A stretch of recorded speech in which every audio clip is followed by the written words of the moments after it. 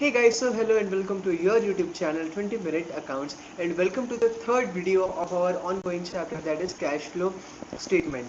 Last video जब हमने and कर रहा था तब हमने operating activities cash flow from operating activities आधा पढ़ लिया था। अब आज की वीडियो में हम उससे आगे पढ़ना चालू करेंगे, बट बिफोर हम चालू करें हम ले लेंगे एक छोटा सा रिवीजन जो अब तक हमने पढ़ चुका है। हम चालू करते हैं cash flow from operating activities से। Cash flow from operating activities चालू कहाँ से होता है? Cash flow from operating activities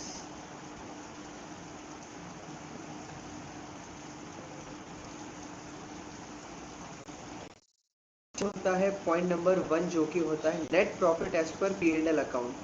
net profit as per P and L account. ये जो नेट प्रॉफिट हमारा आता है ये हमें कहाँ पर मिलेगा? रिजर्व्स एंड सरप्लस के net profit and loss, reserves and surplus के प्रॉफिट एंड लॉस वाली हेडिंग में। ये आएगा कैसे? ओपनिंग बैलेंस और क्लोजिंग बैलेंस जब हम दोनों को कंपेयर करेंगे, अगर क्लोजिंग बैलेंस ओपनिंग बैलेंस से ज़्यादा हुआ तो हमारा इस साल का होगा प्रॉफिट, एंड अगर क्लोजिंग बैलेंस ओपनिंग बैलेंस से कम हुआ तो वो हमारा हो जाएगा लॉस। जो भी दोनों का डिफरेंस रहेगा वो हम लोग यहाँ पर लिख लेंगे। ये जो प्रॉफिट आता है दोस्तों, ये ग्रॉस प्रॉफिट में से सारे खर्चे माइनस करके एंड सारी इनकम ऐड करके होते हैं। पॉइंट नंबर 2 में हम उसके लिए एडजस्टमेंट करते हैं। एडजस्टमेंट अब किसके लिए करते हैं? एडजस्टमेंट हम करते हैं non cash non operating items के लिए। जो non cash and non operating खर्चे होते हैं वो हम लोग हटा देते हैं, वो हम लोग वापस से ऐड कर देते हैं। एंड जो non cash and non operating income होती है वो हम लोग कर देते हैं माइनस, क्योंकि हमें नेट प्रॉफिट से हमें जाना रहता है ऑपरेटिंग प्रॉफिट की साइड। ऑपरेटिंग प्रॉफिट, ठीक। आगे चलते हैं। एडजस्टमेंट हम किस चीज़ का करते हैं? Non cash and non operating items. Non cash and non operating items,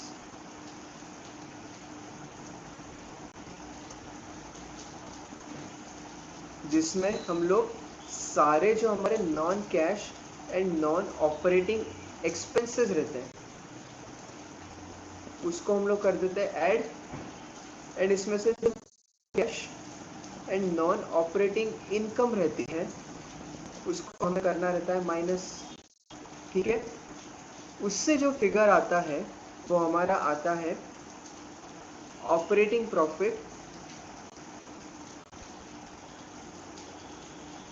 before working capital adjustment.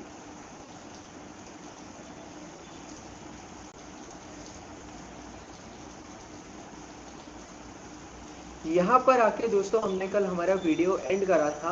आज हम लोग इससे आगे पढ़ना चालू करेंगे, बट आगे बढ़े उससे पहले हम लोग थोड़े से एग्जांपल लेते हैं non cash and non operating items की। तो non cash and non cash expense में क्या क्या आ जाएगा? जैसे डिप्रिसिएशन आ जाएगा। डिप्रिसिएशन हम लोग एसेट्स पे चार्ज करते हैं एसेट की वैल्यू कम करने के लिए।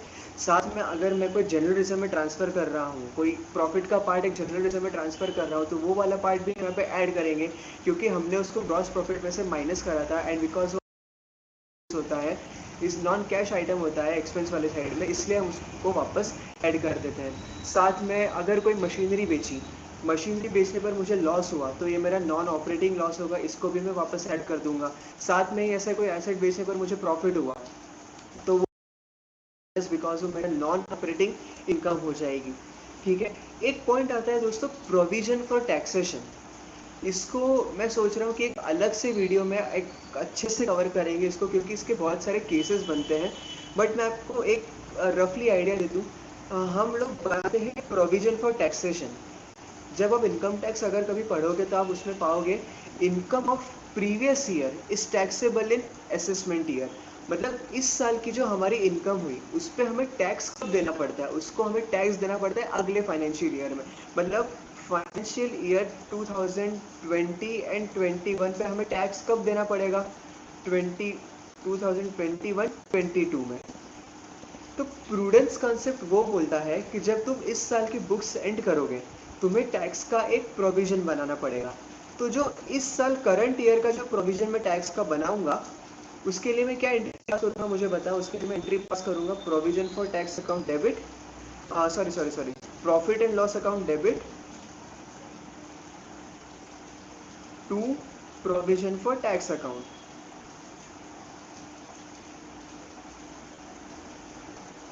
तो ये भी एक टाइप से मेरा नॉन कैश एक्सपेंस हुआ, तो इसको भी मुझे कैश फ्लो के पड़ेगा ऐड, और ये ऐड कौन से पॉइंट में होगा, पॉइंट नंबर 2 में, adjustment for non cash non operating items. अब जब हम टैक्स का पेमेंट करेंगे तब उसको हम लास्ट में, जब ऑपरेटिंग एक्टिविटीज खत्म करेंगे, उसके आखिरी में जितना टैक्स पे करा उतना हम लोग कर देंगे माइनस। ये एक थोड़ा सा लेंदी टॉपिक हो जाएगा, इसके लिए एक डेडिकेटेड वीडियो बनाऊंगा मैं, सिर्फ वो एक वीडियो रहेगी 10 से 15 मिनट की, जिसमें हम सिर्फ provision for tax and provision for debtors की बात करेंगे। तो चलो हम लोग आते हैं वापस। Operating profit before working capital adjustment हमारा आ गया था, बिफोर वर्किंग कैपिटल एडजस्टमेंट हमारा आ गया था। अब हम समझते हैं वर्किंग कैपिटल में हमें चीज़ें क्या क्या देखनी है। वर्किंग कैपिटल में सबसे पहले हमें देखना रहता है एक तो current assets and current liability.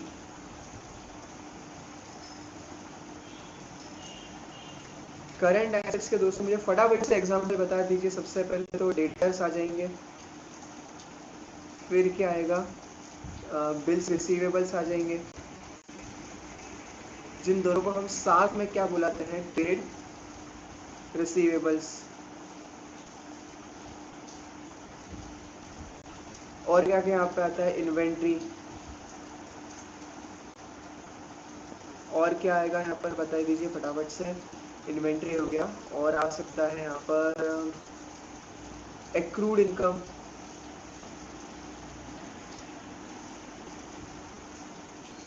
Prepaid income, prepaid expenses,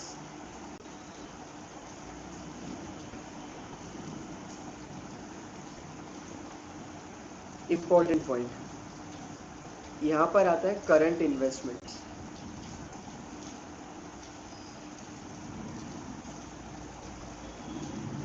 यहाँ आता है यहाँ पर टेबल सिक्योरिटीज।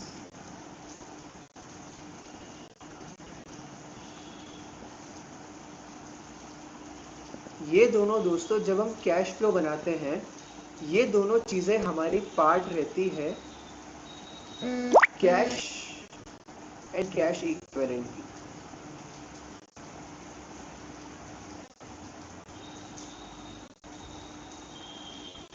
इसको हम कैश एंड कैश इक्विवेलेंट में ट्रीट करते हैं। आता है पॉइंट नंबर डी, ये आती है हमारी सारी नॉन करंट एसेट्स। एक सेकेंड गाइस।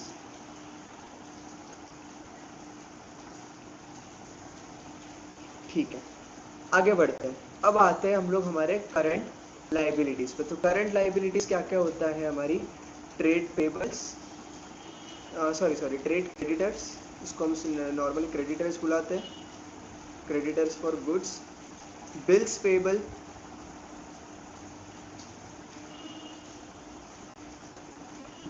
हम लोग साथ में बुलाते हैं ट्रेड पेबल्स,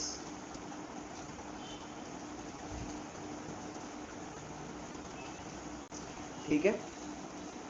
और बताओ, और यहाँ पर आ सकता है outstanding expenses, short term loan. Short term loan कौन सा, मतलब जिसको हमें एक साल के अंदर अंदर पे करना है, शॉर्ट टर्म लोन।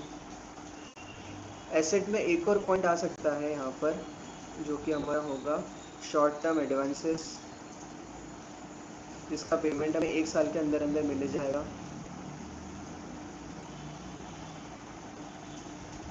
ठीक है। और क्या क्या आ सकता है यहाँ पर, शॉर्ट टर्म लोन हो गया, अनअक्रूड इनकम, प्रीपेड इनकम बोल सकते हैं, प्रीपेड इनकम जो अभी ड्यू नहीं हुई है बट कैश में हमें मिल चुकी है, वो भी यहाँ पर आ जाएगी। ये हो गए हमारे एसेट्स एंड करंट लाइबिलिटीज। जो हमारा वर्किंग कैपिटल होता है ना दोस्तों, working capital equal to current asset minus current liability. एक फॉर्मूला है जो आपको आगे काम आ सकता है, बट कैश फ्लो में तो कोई काम नहीं आएगा। अब हम लिख लेते हैं यहाँ पर golden rule.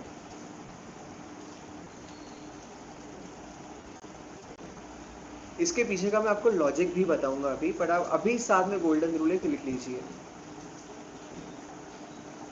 Golden rule number 1, increase in current asset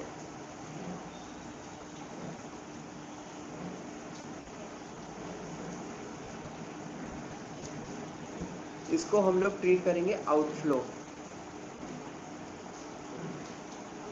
वैसे हमारा पॉइंट नंबर 2 क्या आ जाएगा, जब करंट एसेट कोई बढ़ता है तो उसको कैश का आउटफ्लो ट्रीट करेंगे, एंड जब करंट एसेट कम होगा मतलब decrease in current asset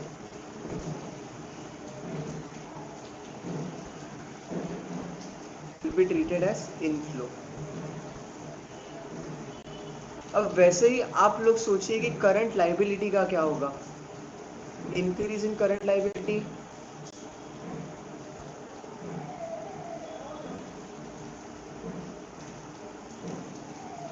and decrease in current liability.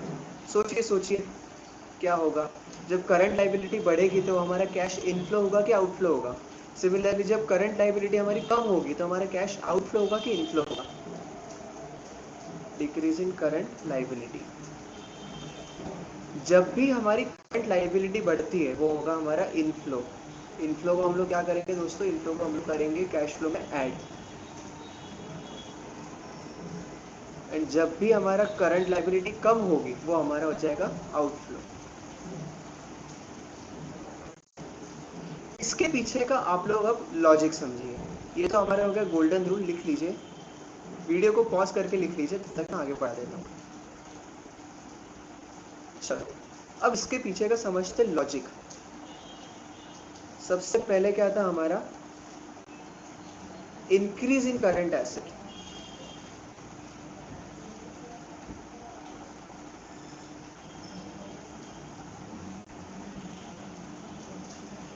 ये हमारा outflow, sorry, increase in current asset, ये हमारा आउटफ्लो कैसे होगा। फॉर एग्जाम्पल हमने इन्वेंट्री परचेज करी, एक सेकेंड, हमने इन्वेंट्री परचेज करी, कितने की इन्वेंट्री परचेज करी, 5 लाख रुपए की। Inventory purchase for ₹5 lakhs।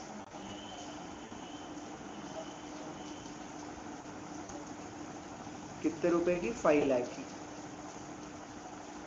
फटाफट से आप लोग कर दीजिए कि इसकी एंट्री क्या होगी। इसकी एंट्री होगी purchase account debit to cash account. अब मान लीजिए फॉर एग्जांपल कि साल भर में हमारा कुछ भी माल नहीं बिका, तो ईयर एंड में हम लोग एक एडजस्टमेंट एंट्री पास करेंगे, जिसको 5 लाख रुपीज को हम लोग ट्रीट कर लेंगे एज हमारा क्लोजिंग स्टॉक। तो हमारी एडजस्टमेंट एंट्री पास होगी, जिसको हम बैलेंस शीट में दिखाएंगे। तो आप समझिए कि जब आपने इन्वेंट्री परचेज करी, जब आपकी इन्वेंट्री बढ़ी, तब आपने उसके लिए पेमेंट करा होगा। जब आपने पेमेंट करा तभी आपकी इन्वेंट्री बढ़ी। तो जैसे ही आपकी इन्वेंट्री बढ़ी वो आपके लिए क्या हो जाएगा, increase in current assets. And जब आपने इन्वेंट्री बढ़ी, आपने कैश पे करा तो आपका कैश कम हो गया, तो उसको हम लोग क्या ट्रीट करेंगे, हम उसको ट्रीट करेंगे आउटफ्लो। इसका एक और एग्जांपल समझते हैं।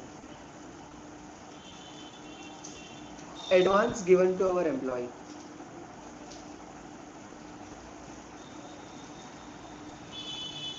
टू अवर एम्प्लॉय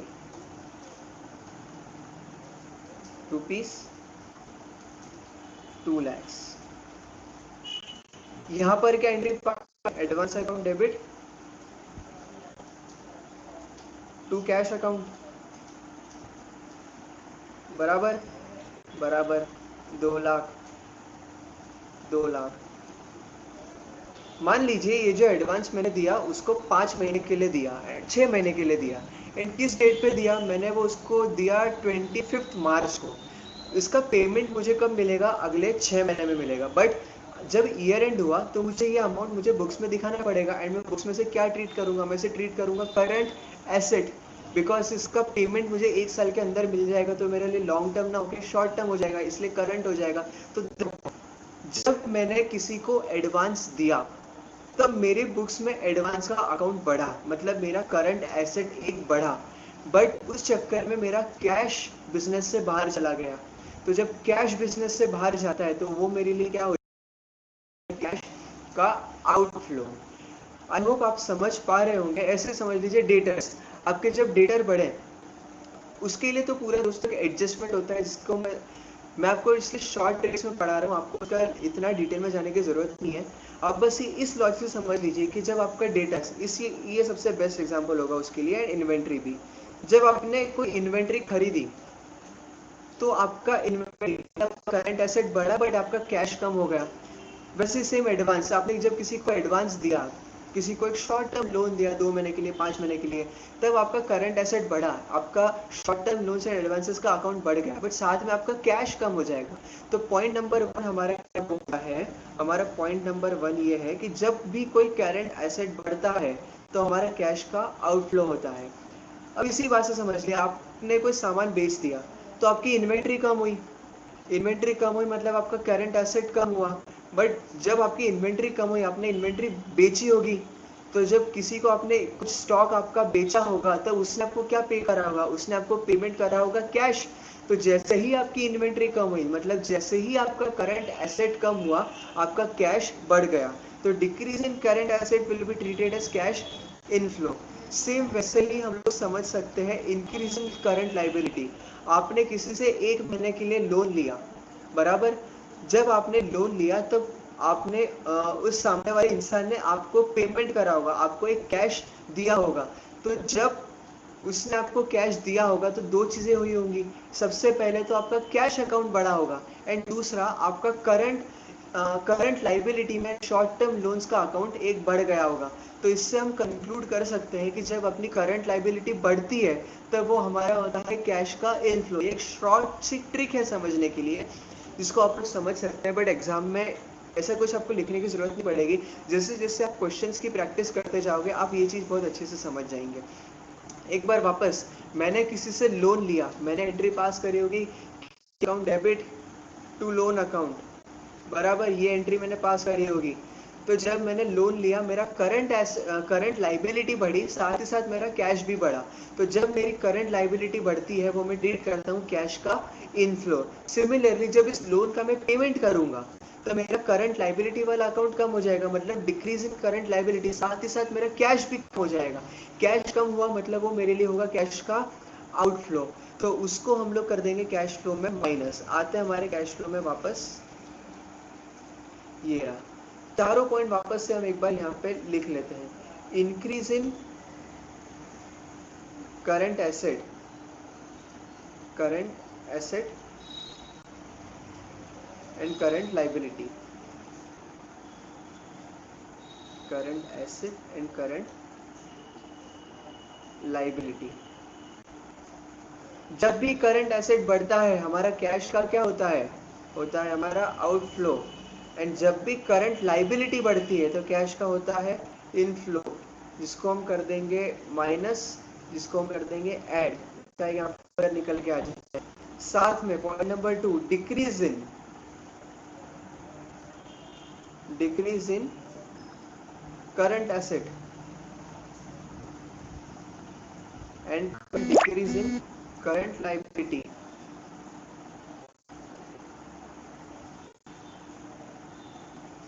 इसको हम क्या ट्रीट करेंगे, इनफ्लो। इसको क्या ट्रीट करेंगे, आउटफ्लो। इसका एक और लॉजिक, अब ओपनिंग डेटर्स मेरे पास थे, ओपनिंग एंड क्लोजिंग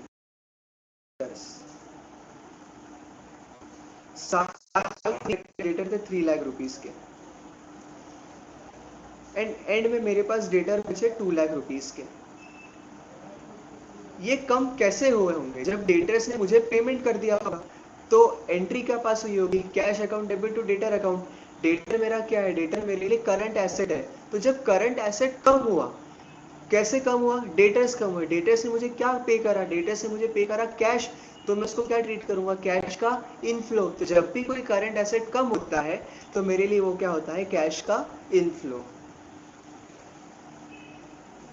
जब आप इसका फिगर निकाल लेंगे और जो यहाँ पर फाइनल फिगर आएगा पॉइंट नंबर 4 में, उसको हम लोग बोलेंगे cash flow from operating activity. अभी ये खत्म नहीं हुआ, लास्ट पॉइंट इसमें बचा है जो कि आएगा टैक्स का। इसमें दोस्तों हम लोग माइनस क्या करेंगे, इसमें से हम लोग माइनस करेंगे less. Cash paid, sorry, tax paid during the year, income tax paid during the year या फॉर द ईयर, इसको कर देंगे हम इधर माइनस। के बाद फाइनल फिगर मेरा निकल कर आएगा, वो होगा net cash flow from operating activities.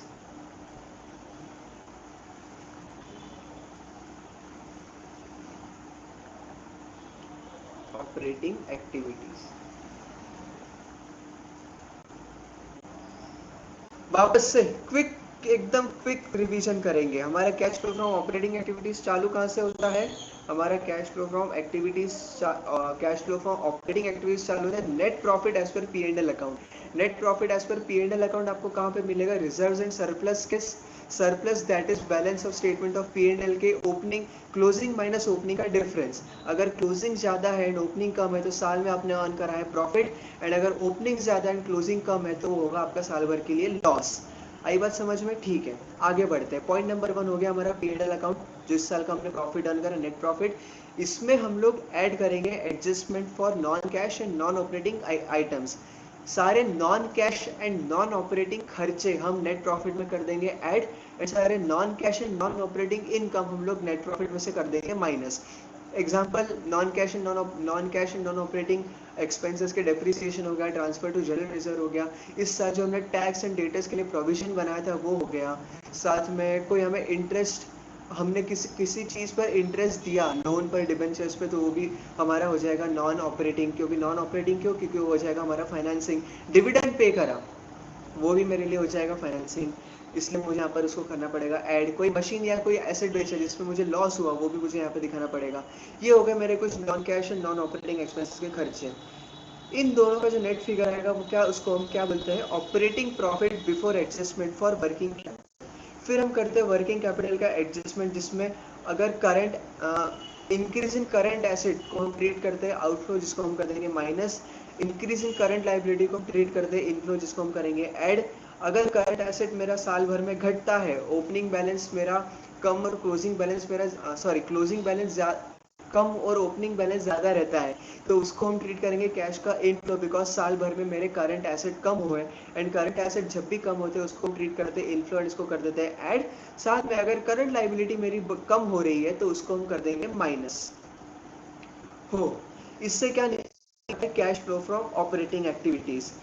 फिर इसमें से हम लोग क्या माइनस करते हैं? साल भर में जितना हमने कोई टैक्स पेमेंट करा होगा वो हम कर देंगे माइनस, जिसमें से हमारा निकल के आ जाता है फिगर आखिरी का, cash flow from operating activities. हाश, यहाँ पर मेरा कंप्लीट होता है cash flow from operating activities. इसके बाद हम लोग क्या बनाते हैं? Cash flow from investing activities, cash flow from investing activity, जिसमें हम लोग ऐड क्या करते हैं? प्रोसीड्स फ्रॉम सेल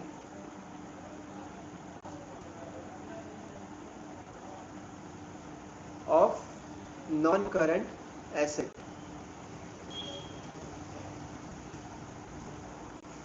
एंड इसमें से माइनस क्या करते हैं? लेस क्या करते हैं? Cash paid to acquire any non current asset, cash paid to acquire non current asset.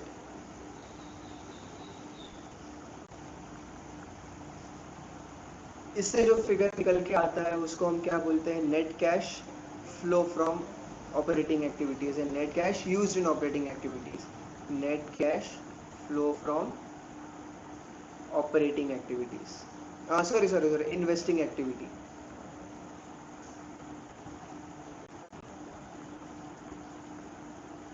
फिर हम लोग आखिरी में क्या बनाते हैं? Cash flow from financing activity,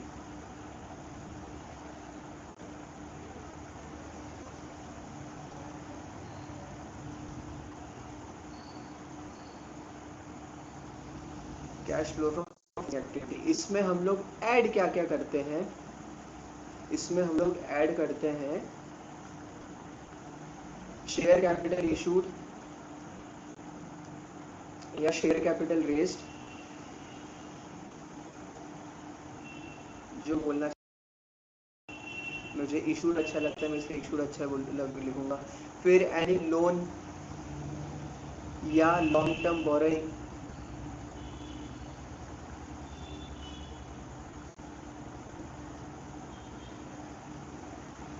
या फिर डिबेंचर्स इशूड।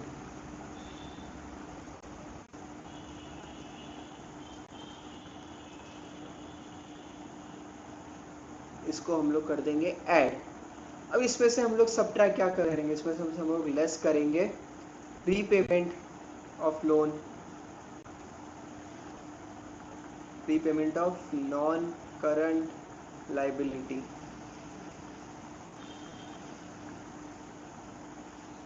या फिर redemption of capital,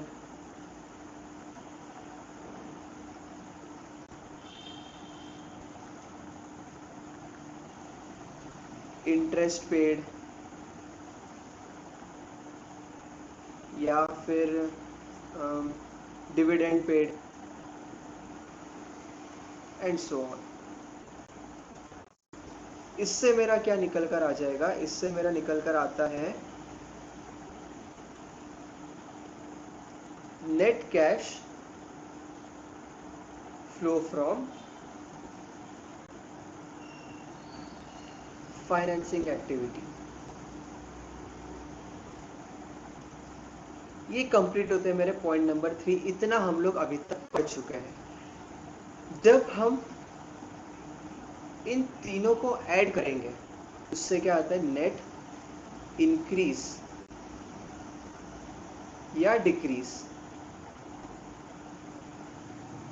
in cash and cash equivalent, cash and cash equivalent. मतलब 1 net cash flow from operating activities plus net cash flow from financing activity plus net cash flow from investing activities. अगर net cash used है, मतलब payment हमने ज़्यादा करा है, receipts हमको कम है, तो हम उसको कर देंगे यहाँ पर minus.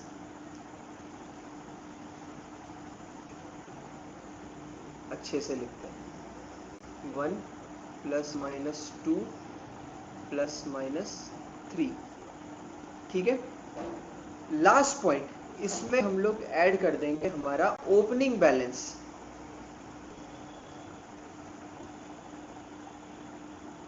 Of cash and cash equivalent.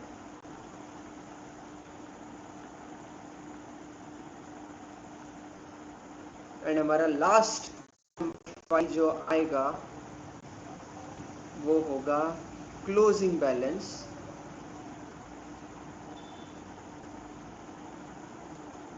Of cash and cash equivalent.